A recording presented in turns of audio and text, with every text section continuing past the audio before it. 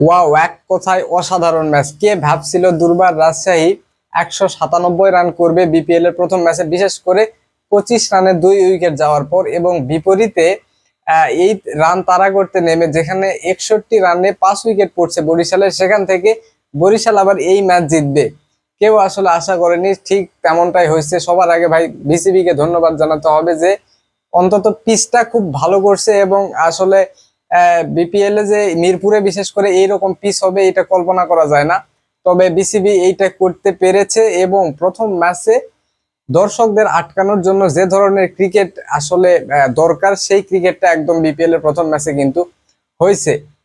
আসলে দুর্বার রাজশাহী নিয়ে প্রথমে অনেক আলোচনা হয়েছে যে একদম অত্যন্ত খারাপ টিম। এমনিতে প্লেয়ার গুলা যদি দেখি তাহলে ওরকমই লাগে আসলে, কিন্তু প্রথম ম্যাচে কিন্তু দুর্দান্ত ব্যাটিং করছে দুর্বার রাজশাহী, বিশেষ করে যখন পজিশনে 2 উইকেট চলে যায় তারপরে কিন্তু এনামুল হক এবং ইয়াসির আলী রাব্বি, যাকে আমরা পাড়া বলি, তারপরে ধরেন লর্ড বলি, সে কিন্তু 47 বলে 94 রানের একটা দুর্দান্ত ইনিংস খেলছে, এবং এখানে সে ছক্কা মারছে 8টা এবং চার মারছে 7টা। এদিকে 51 বলে 67 রান করছে হচ্ছে এনামুল হক বিজয়।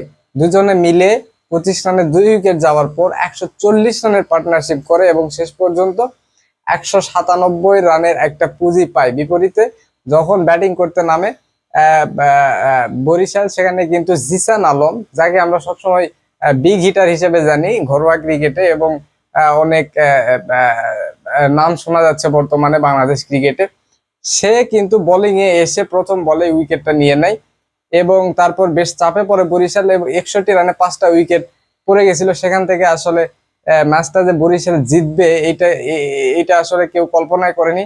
এই যে ধরেন 5 উইকেট যাওয়ার পর নামানো হয়েছে শাহিন শাহ আফ্রিদিকে, সে দুর্দান্ত একটা ছোট নক খেলছে, খেলে অনেকটা এগিয়ে দিছে। তারপরে ফাহিম আশরাফ বলেন 21 বলে 50, তারপরে Mahmudullah Riyad, what a cricketer, back to back মনে হয় ইন্টারন্যাশনাল সিরিজ দিয়ে 4-5টা ম্যাচ ব্যাক টু ব্যাক 50 করলো।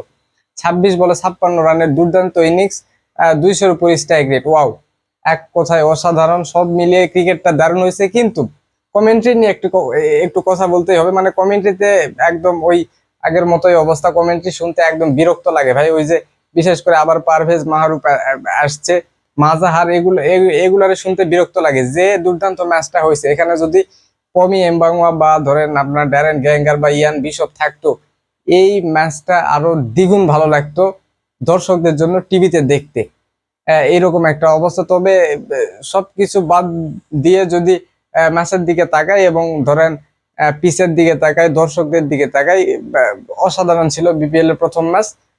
এবং যদি কন্টিনিউ এভাবে বিপিএল এর ম্যাচগুলো চলতে থাকে, তাহলে মাঠে দর্শক অবশ্যই থাকবে এবং বিপিএল এর মান উন্নত হবে, এটা আসলে আশা করাই যায়। সবাইকে ধন্যবাদ।